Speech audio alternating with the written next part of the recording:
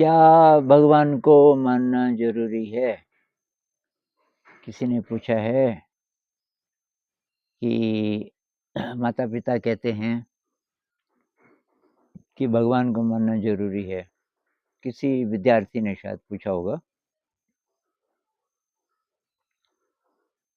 तो किसी के कहने से तो नहीं, लेकिन आप अपने आप से ही ये सवाल पूछिए अ,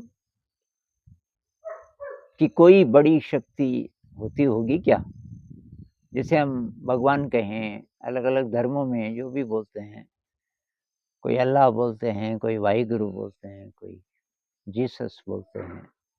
ये जो बड़ी शक्ति को मानते हैं लोग क्या ये होती होगी? तो मान लीजिए कि हम नहीं मानना चाहते। नहीं मानना चाहते तो इसका मतलब मेरी जो ज़िंदगी है, वो मैं खुद ही चला रहा हूँ इसको। मेरे से बड़ी कोई शक्ति नहीं है। ऐसा अगर हम मानने से शुरुआत करें, तो फिर एक प्रश्न अपने आप से पूछिए कि जब आप साँस लेते हो, तो आप जानबूझ कर लेते हो? जागे हुए में भी ज़्यादातर समय हमें पता नहीं चलता कि साँस अंदर जा रही है, बाहर निकल रही है। शरीर अपने आप साँस ले रहा है। तो ये तो हुआ जागे हुए में। अब जब हम सो जाते हैं, साँस कैसे चलती रहती है? ये साँस क्योंकि साँस अगर 3 मिनट ना चले, तो हम तो मर जाएँगे।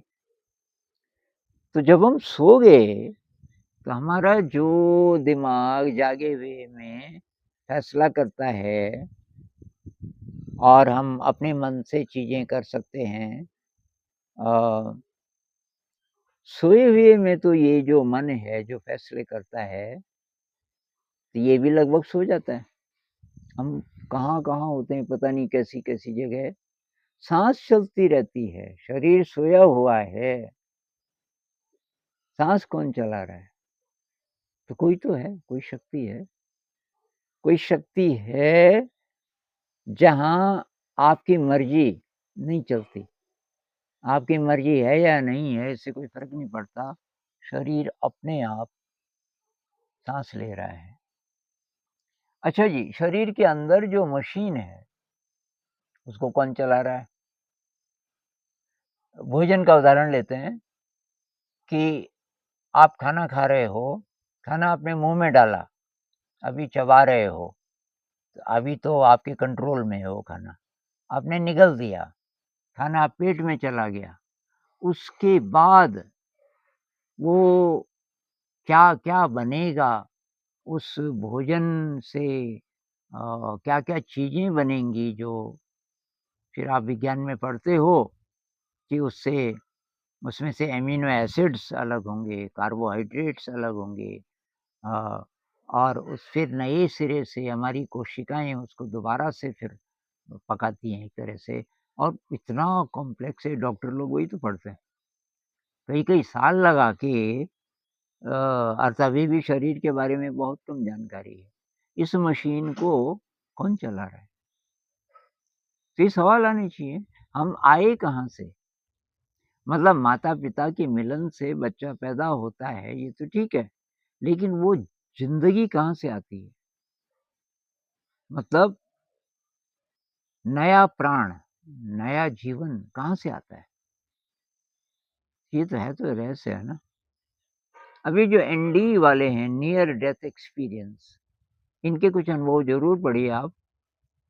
नियर डेथ एक्सपीरियंस इसके बहुत सारे आपको वीडियोज़ मिल जाएँगे। मैं एक अनीता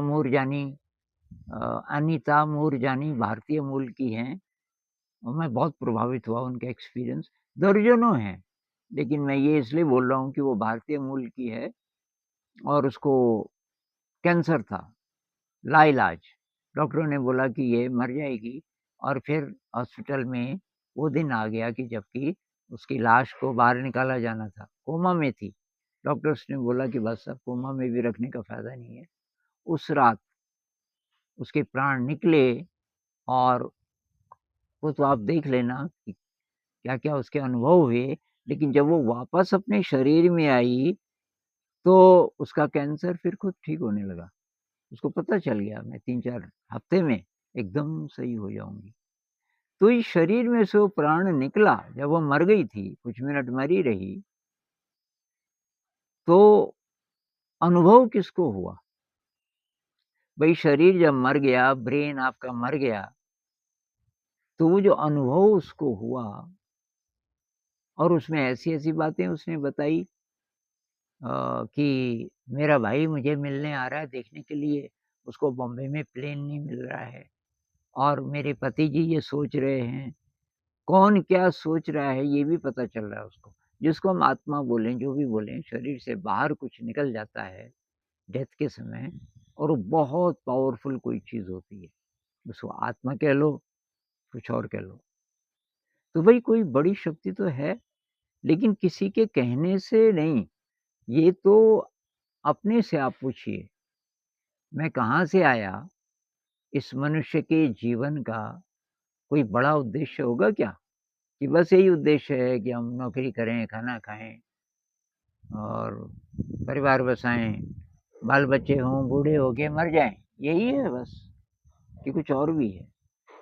मृत्यु के बाद कहाँ जाता है इंसान? क्या पुनर्जन्म होता है?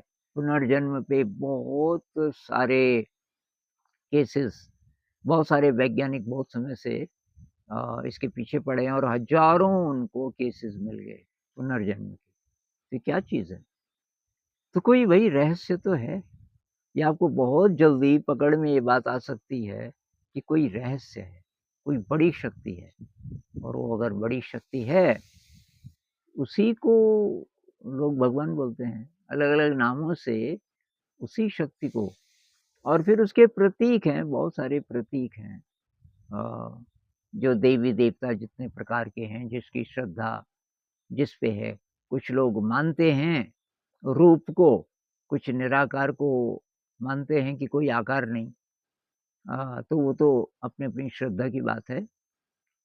लेकिन यार कोई बड़ी शक्ति तो है, और वो मेरे कहने से नहीं, आपके मम्मी-पापा के भी कहने से भी नहीं, आप ही के अंदर से, आप ही के अंदर से जब ये समझ आएगी कि यार कोई है बड़ी शक्ति। अब आप उसको भगवान ना बोलो, कुछ और बोल दो, ब्रह्म बोल लो, उसको बुद्धिज़्म में शून्यता बोल देते हैं, बुद्ध नहीं बोलते कि भगवान है। लेकिन कुछ तो है, कोई बड़ी शक्ति है।